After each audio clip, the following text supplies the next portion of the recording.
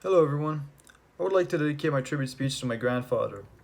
Why? Well, because he's the most brilliant person I have ever had the privilege of knowing personally. Formerly, he was a philosophy professor, and he inspired me at a very young age to think more deeply about questions pertaining to life, its meaning, and all the other questions one cannot find concrete answers to. To this day, I recall the very long answers he would give to what seemed to me to be simple questions, such as, is there an afterlife?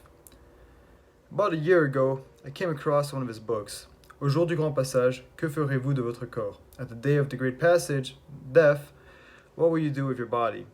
It may seem like an odd question, since the dead cannot do much about their own body, but this book is more about the various traditions cultures have regarding how they treat the deceased.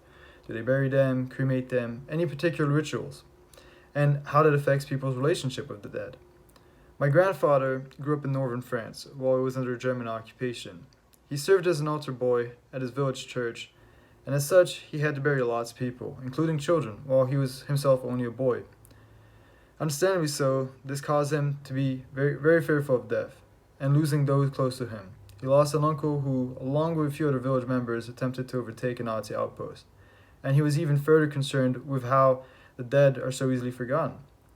This led him to seek answers, and when the Catholic Church did not provide him with the answers he sought, he turned to philosophy, where he found his passion.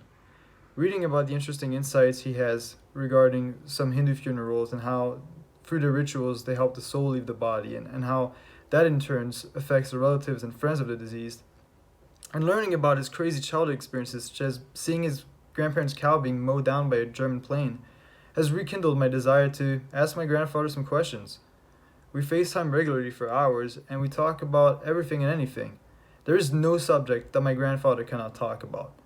One day we were talking about Einstein's theory of relative time, other days we're just bantering.